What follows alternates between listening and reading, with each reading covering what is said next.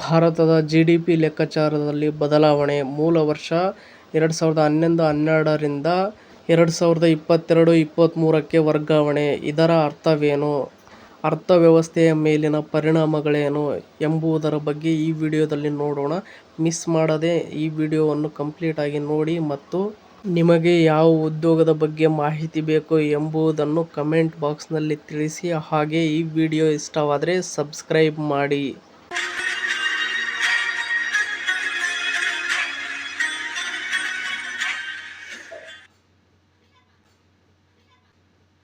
ಭಾರತ ಸರ್ಕಾರವು ದೇಶದ ಆರ್ಥಿಕ ಪ್ರಗತಿಯನ್ನು ಅಳೆಯುವ ಜಿಡಿಪಿ ಒಟ್ಟು ದೇಶೀಯ ಉತ್ಪನ್ನ ಲೆಕ್ಕಾಚಾರದ ಮೂಲಕ ವರ್ಷವನ್ನು 2011-12ರಿಂದ 2022-23ಕ್ಕೆ ಬದಲಾಯಿಸಿದೆ. ಈ ಬದಲಾವಣೆಯು ದೇಶದ ಆರ್ಥಿಕತೆಯ ನೈಜ ಚಿತ್ರಣವನ್ನು ನೀಡಲು ಸಹಕಾರಿಯಾಗಲಿದೆ. ಜಿಡಿಪಿ ಲೆಕ್ಕಾಚಾರ ಮಾಡುವಾಗ ಬೆಲೆ ಏರಿಕೆಯ ಪ್ರಭಾವವನ್ನು ಹೊರತುಪಡಿಸಿ ಕೇವಲ ಉತ್ಪಾದನೆಯಲ್ಲಿನ ನೈಜ ಬೆಳವಣಿಗೆಯನ್ನು ಅಳೆಯಲು ಒಂದು ನಿರ್ದಿಷ್ಟ ವರ್ಷದ ಬೆಲೆಗಳನ್ನು ಆಧಾರವಾಗಿಟ್ಟುಕೊಳ್ಳಲಾಗುತ್ತದೆ. ಇದನ್ನೇ ಮೂಲ ವರ್ಷ ಎನ್ನಲಾಗುತ್ತದೆ. ಇದುವರೆಗೆ 2011-12ರ ಬೆಲೆಗಳನ್ನು ಆಧರಿಸಿ ಜಿಡಿಪಿ ಲೆಕ್ಕ ಹಾಕಲಾಗುತ್ತಿತ್ತು. ಆದರೆ ಪರಿಸ್ಥಿತಿ ಈಗ ಬದಲಾಗಿರುವ ಕಾರಣ ಜಿಡಿಪಿ ಲೆಕ್ಕಾಚಾರದ ಕ್ರಮಗಳಲ್ಲೂ ಬದಲಾವಣೆ ಮಾಡಬೇಕಾಗಿದೆ. ಇನ್ನು ನೆಕ್ಸ್ಟ್ ನೋಡುವುದಾದರೆ ಮೂಲ ವರ್ಷ ಬದಲಾವಣೆ ಏಕೆ ಎಂಬುದರ ಬಗ್ಗೆ ನಾವು ನೋಡುವುದಾದರೆ, ಕಳೆದ 10 ವರ್ಷಗಳಲ್ಲಿ ಭಾರತದ ಆರ್ಥಿಕ ರಚನೆ ಬದಲಾಗಿದೆ.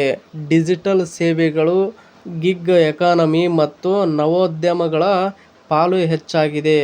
ಹಳೆಯ ಮೂಲ ವರ್ಷವು ಈ ಹೊಸ ಬದಲಾವಣೆಗಳನ್ನು ಸರಿಯಾಗಿ ಗುರುತಿಸುತ್ತಿರಲಿಲ್ಲ. ಇನ್ನು ನೆಕ್ಸ್ಟ್ ನಾವು ನೋಡುವುದಾದರೆ 2019ರಿಂದ 2021ರ ಅವಧಿಯು ಕೋವಿಡ್ ಸಾಂಕ್ರಾಮಿಕ ರೋಗದಿಂದಾಗಿ ಆರ್ಥಿಕ ಏರಿಳಿತ ಕಂಡಿತ್ತು. 2022-23 ವರ್ಷವು ಒಂದು ಸಾಮಾನ್ಯ ವರ್ಷವೆಂದು ಪರಿಗಣಿಸಲ್ಪಟ್ಟಿದ್ದರಿಂದ ಅದನ್ನು ಮೂಲ ವರ್ಷವಾಗಿ ಆಯ್ಕೆ ಮಾಡಲಾಗಿದೆ. ಇನ್ನು ನೆಕ್ಸ್ಟ್ ಈಗ ಜಿಎಸ್ಟಿ, ಇ-ವಾಹನ್ ಪೋರ್ಟಲ್ ಮತ್ತು ಹೊಸ ಕಾರ್ಮಿಕ ಸಮೀಕ್ಷೆಗಳಂತಹ ಆಧುನಿಕ ದತ್ತಾಂಶಗಳನ್ನು ಲೆಕ್ಕಾಚಾರಕ್ಕೆ ಬಳಸಿಕೊಳ್ಳಲಾಗುತ್ತದೆ.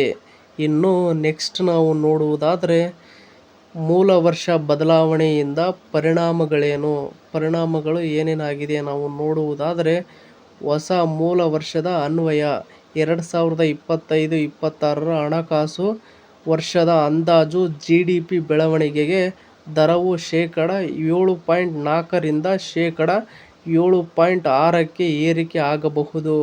ಇನ್ನು ಕೃಷಿ ಮತ್ತು ಕೈಗಾರಿಕಾ ವಲಯದ ಪಾಲು ಜಿಡಿಪಿಯಲ್ಲಿ ಸ್ವಲ್ಪ ಮಟ್ಟಿಗೆ ಹೆಚ್ಚಾಗಿದ್ದು, ಸೇವಾ ವಲಯದ ಪಾಲಿನಲ್ಲಿ ಸ್ವಲ್ಪ ಇಳಿಕೆ ಕಂಡುಬಂದಿದೆ. ಇನ್ನು ಜಿಡಿಪಿ ಲೆಕ್ಕಾಚಾರವು ಹೆಚ್ಚು ಪಾರದರ್ಶಕ ಮತ್ತು ನಿಖರವಾಗಿರುವುದರಿಂದ ಅಂತಾರಾಷ್ಟ್ರೀಯ ಹೂಡಿಕೆದಾರರಿಗೆ ಭಾರತದ ಆರ್ಥಿಕತೆಯ ಮೇಲೆ ಹೆಚ್ಚಿನ ವಿಶ್ವಾಸ ಮೂಡಲಿದೆ. ಇನ್ನು ನೆಕ್ಸ್ಟ್ ನಾವು ನೋಡುವುದಾದರೆ ಜಿಡಿಪಿ ಲೆಕ್ಕಾಚಾರದಲ್ಲಿ ಕೆಲ ಪ್ರಮುಖ ಬದಲಾವಣೆಗಳಿವು, ಗಮನಿಸಿ. ಬದಲಾವಣೆಗಳನ್ನು ಗಮನಿಸುವುದಾದರೆ, ಫಸ್ಟ್ ಒನ್, ಉತ್ಪಾದನಾ ವಲಯದಲ್ಲಿ ಡಬಲ್ ಡಿಫ್ಲೇಷನ್ ಎಂಬ ಹೊಸ ತಂತ್ರಜ್ಞಾನ ಬಳಸಿ ಬೆಲೆ ಏರಿಕೆಯನ್ನು ಹೆಚ್ಚು ನಿಖರವಾಗಿ ಸರಿಹೊಂದಿಸಲಾಗುತ್ತಿದೆ. ಇನ್ನು ಎರಡನೆಯದು, ಅನೌಪಚಾರಿಕ ವಲಯದ ಲೆಕ್ಕಾಚಾರಕ್ಕಾಗಿ ಹೊಸ ವಾರ್ಷಿಕ ಸಮೀಕ್ಷೆಗಳನ್ನು ಬಳಸಲಾಗುತ್ತಿದೆ. ಇನ್ನು ಈ ಬದಲಾವಣೆಯು ಭಾರತವನ್ನು ವಿಶ್ವದ ವೇಗವಾಗಿ ಬೆಳೆಯುತ್ತಿರುವ ದೊಡ್ಡ ಆರ್ಥಿಕತೆಯಾಗಿ ಮತ್ತಷ್ಟು ಬಲವಾಗಿ ಬಿಂಬಿಸಲು ಸಹಾಯ ಮಾಡಲಿದೆ. ಇನ್ನು ಇದೇ ತರಹದ ಸುದ್ದಿಗಳನ್ನು ಓದಲು ನಿಮ್ಮ ಜಾಬ್ಸ್ ಅಂಡ್ ಎಜುಕೇಷನ್ ಅಪ್ಡೇಟ್ ಚಾನಲ್ಗೆ ಸಬ್ಸ್ಕ್ರೈಬ್ ಆಗಿ ಮತ್ತು ಈ ಅಪ್ಡೇಟ್ ಬಗ್ಗೆ ನಿಮ್ಮ ಅಭಿಪ್ರಾಯ ಏನೆಂದು ಕಮೆಂಟ್ ಬಾಕ್ಸ್ನಲ್ಲಿ ತಿಳಿಸಿ. ಹಾಗೆ ಈ ವಿಡಿಯೋ ಇಷ್ಟವಾದರೆ ಸಬ್ಸ್ಕ್ರೈಬ್ ಮಾಡಿ, ಸಪೋರ್ಟ್ ಮಾಡಿ. Thank you for watching friends. ಎಲ್ರಿಗೂ ಧನ್ಯವಾದಗಳು.